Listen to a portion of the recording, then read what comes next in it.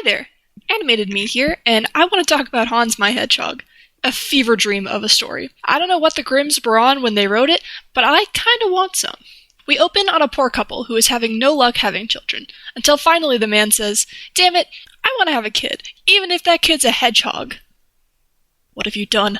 They have a hedgehog baby, who cannot be treated like a normal child, so they just lay him in a bed of straw behind the oven. The father doesn't want this child, so they kinda just leave him there for 8 years. Now, I'm no expert on getting rid of children, but that seems like the least efficient way to do it. Anyway, fast forward and there's a fair in town, so the father asks everyone in his house what they want from it. Some groceries, some shoes. Father, bring me bagpipes. When did he learn to speak? Of all the noisemakers in a kid's house, imagine a child getting their hand on bagpipes. If that dad didn't want his kid gone before, he definitely does now. So he gets the bagpipes, and Hans tells his father to take his rooster to be shod so he can ride off into the sunset. Let's talk about that. The word shod means to fit for shoes, typically talking about a horse. Now, I don't know if you know how horseshoes work, but if you do that to a rooster, that is not going to go very well. But the father wants his son gone, so he does it anyway. Then Hans my Hedgehog takes his rooster, scoops up his bagpipes and some farm animals, and off he goes. He finds a nice tree to sit in and farm his animals and play his bagpipes, and another time skip ensues. Fast forward, and a lost king is making his way through the woods. He hears the bagpipes and asks for directions. "I know the way, but it'll cost you." "Cost me what?" "Your firstborn." Let me put that in writing for you. The king figures that Hans can't read, which he's right about, so he goes home to his daughter. Sometime later, another lost king asks him for directions. They really should educate their kings or something. Hans pulls the same stunt, and this time the king signs an honest promise, and Hans would collect his daughter when the time comes.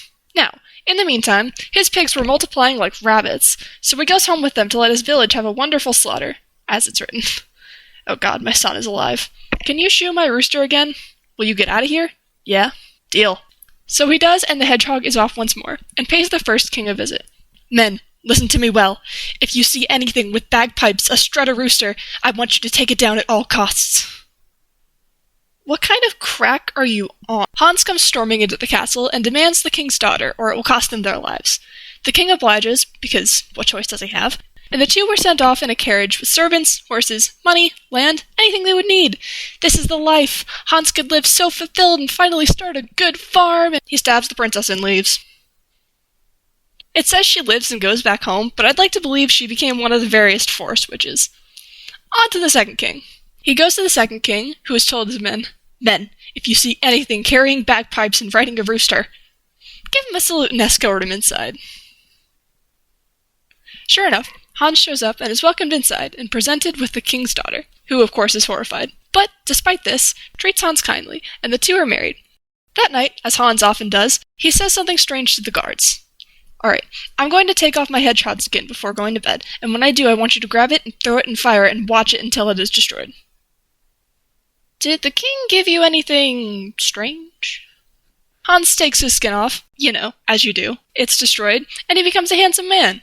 The princess is happy, the king is happy, the father is happy, Hans is happy, everyone's happy. I guess that's why they call it a happily ever after.